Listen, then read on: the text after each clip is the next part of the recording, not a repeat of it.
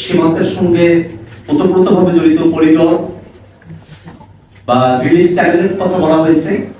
এই প্রত্যেকটা বিষয় যেন রাজনৈতিক দলগুলোর সঙ্গে আলাপ আলোচনা করে তারপরে সরকার সিদ্ধান্তে আসে, এই ব্যাপারে জাতীয় নাগরিক পার্টি এনসিপির পক্ষ থেকে আমরা স্পষ্ট বক্তব্য আগেও দিয়েছি, আজকে আমরা একই কথা ব্যক্ত করছি যে রিলিফ করিডোর হোক আর হিউম্যানিটেরিয়ান করিডোর হোক, যে সিদ্ধান্তের দিকে সরকার অগ্রসর হতে চাক না কেন সে ব্যাপারে যেন জনগণের মধ্যে এবং রাজনৈতিক দলগুলোর সাথে কোনো ধরনের ধোঁয়াশা না থাকে।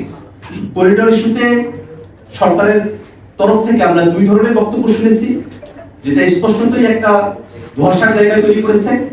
পরবর্তী সরকারের তরফ থেকে পরিষ্কার করা হয়েছে যে করিডোর নয়, সেখানে ত্রাণ আদান প্রদানের ব্যাপার হতে পারে। আমরা সেখানেও বলেছি যে ত্রাণ আদান প্রদানের ব্যাপার হলেও সেটা আসলে তার কাছে নিয়ন্ত্রণ থাকবে, সেটা কিভাবে পরিচালিত হবে, বাংলাদেশের স্বাধীনতা সার্বভৌমত্ব বা মানচিত্রের কোন ধরনের হুমকি সেগুলো তৈরি হবে কিনা, প্রত্যেকটা বিষয়ে পরিষ্কার করে রাজনৈতিক দলগুলোর সঙ্গে আলাপ আলোচনা করে তারপরে যেন অন্তর্বর্তীকালীন সরকার সিদ্ধান্ত গ্রহণ করে। ডক্টর মোহাম্মদ ইউনূসের নেতৃত্বে যে অন্তর্বর্তীকালীন সরকার গঠিত হয়েছে, সে সরকার বিচার, সংস্কার, জুলাই ঘোষণাপত্র নিশ্চিত করার মধ্য দিয়ে নির্বাচনের দিকে অগ্রসর হবে, এটাই আমাদের প্রত্যাশা।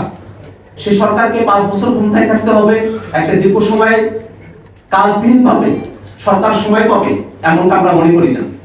আমরা মনে করি অন্তর্বর্তীকালীন সরকার সময় পাবে তার কাজের ভিত্তিতে, যে কাজের জন্য যে আকাঙ্ক্ষার ভিত্তিতে অন্তর্বর্তীকালীন সরকার গঠিত হয়েছে সে আকাঙ্ক্ষাগুলো পূরণ করে অন্তর্বর্তীকালীন সরকার তাদের দায়িত্ব সমাপ্ত করে নির্বাচনের দিকে অগ্রসর হবে। সেক্ষেত্রে অন্তর্বর্তীকালীন সরকারের তরফ থেকে ডিসেম্বর থেকে জুনের যে সময়সীমার কথা বলা হয়েছে, আমরা বিশ্বাস করি যে অন্তর্বর্তীকালীন সরকারের যদি সদিচ্ছা থাকে এবং রাজনৈতিক দলগুলোর যদি সরকারের প্রতি সহযোগিতাপূর্ণ মনোভাব থাকে, এই সময়কালের মধ্যে বিচার, সংস্কার, জুলাই ঘোষণাপত্র, জুলাই সনদকে দৃশ্যমান করে নির্বাচনের দিকে সরকার অগ্রসর হতে পারে।